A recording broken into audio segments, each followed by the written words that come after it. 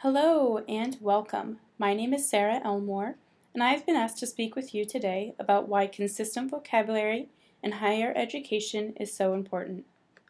So let's get started. Today, we will identify appropriate vocabulary that is consistent amongst your team.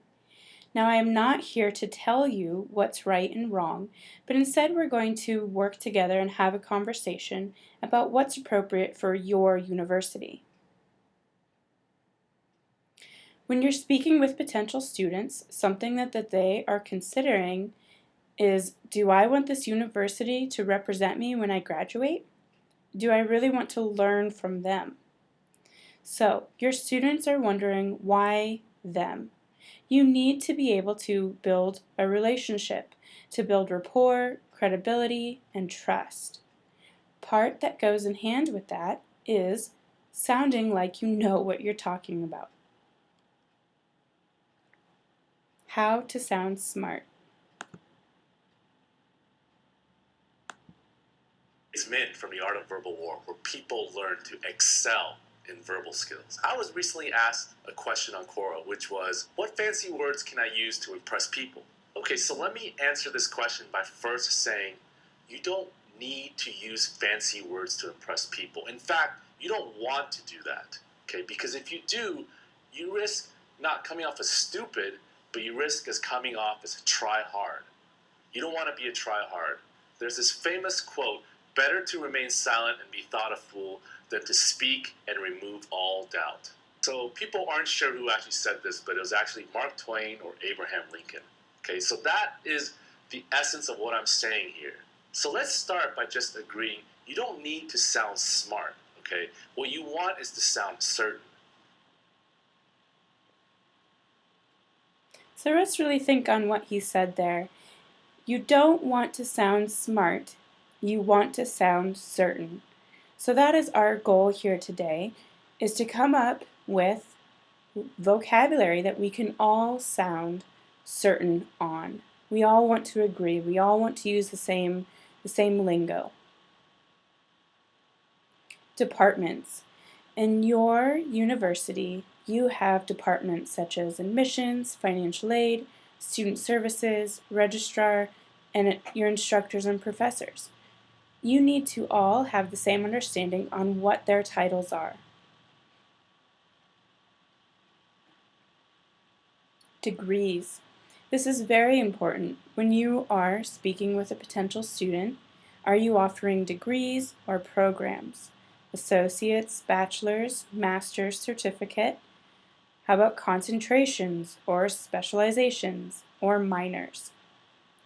What are some specific programs or offerings that your university has that's different?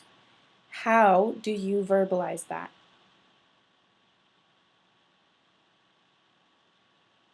And this leads into unique offerings and procedures. What special offerings does your university offer, and what are they called? How do they function? How does a student apply, and what are the names of the forms? So this might seem minor and not as important, but these things are critical.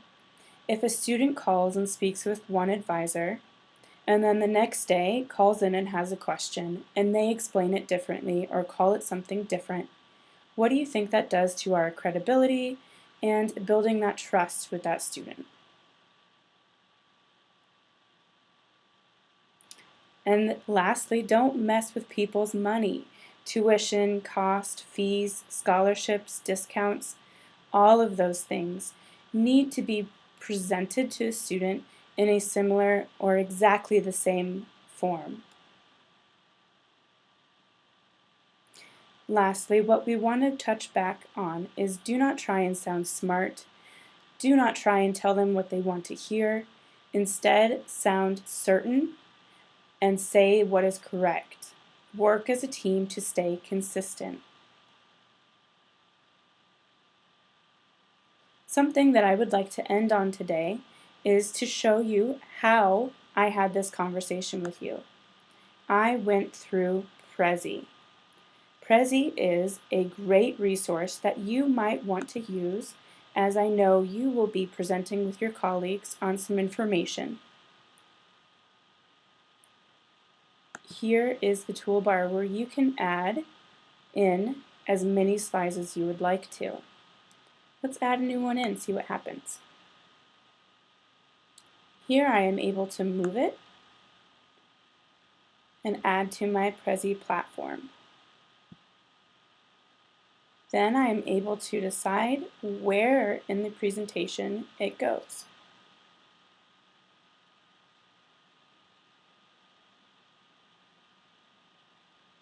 One of my favorite features about Prezi is the movement.